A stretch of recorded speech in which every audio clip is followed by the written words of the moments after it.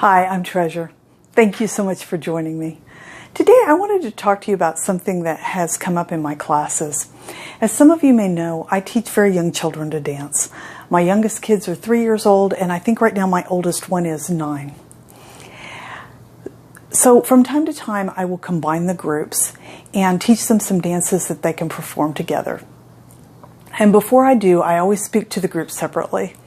And I tell the older girls, you know, we're going to have the babies in here with you, and you really need to watch out for them. That's part of your job. You need to take care of them and be sure that you don't go too fast so that they can keep up. And don't knock into them. Don't bump them because they might fall down. And then I'll go to the little kids and I'll say, okay, we're going to dance with the big girls, but I don't want you to be worried at all because I've already talked to them and they're going to watch out for you and they're going to help you. And that's worked really, really well in the past. The older ones become very loving and protective toward the younger kids, even outside of the classroom. And as the younger ones move into the older class, they're honored that they're now in the big girls class and they can help with the younger kids. But I'm teaching at a new school, and recently I introduced this idea that we're going to combine the two groups, and you more experienced dancers, you're going to have to watch out for the babies. You're going to need to be careful of them. And I encountered something I hadn't before. They were very frustrated by that. They did not want to have to slow down and watch out for the younger kids. They just wanted to move ahead. And they were very frustrated by this idea that they were going to need to slow down. And I had a lot of this, especially from the two girls that are in what's in my choreographies are the leaders' positions. They really, gave me some pushback. And I said, now wait a minute.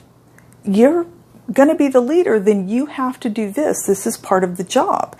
You don't just blaze a trail. You have to be sure that you're going slowly enough that the younger ones can keep up with you. And they didn't like it, but, they cooperated. But clearly they were completely frustrated by it. And so I was thinking about it as I was driving home, and I was thinking, this is really important. This is something that I really need to groom into them. And then it occurred to me that it's not just true of the kids, it's true of myself as an adult dancer. That as an adult dancer, sometimes we find ourselves in the lead spot. And most of the time that's going to be because we are experienced and we've been groomed into that spot.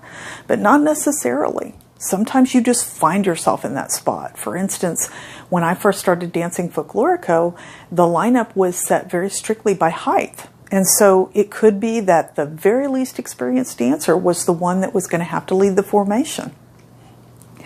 So sometimes we find ourselves in the leadership spot willingly and sometimes unwillingly.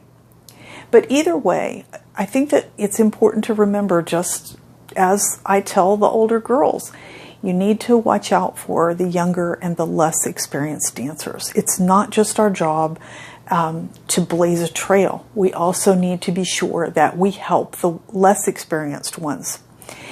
And I think, too, that part of being a good leader is making your knowledge palatable to a less experienced dancer.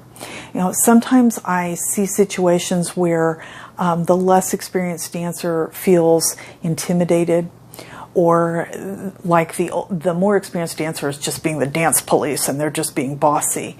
And so I think we really need to keep in mind, if you're in the leader spot, that we need to try to set the tone in a way that is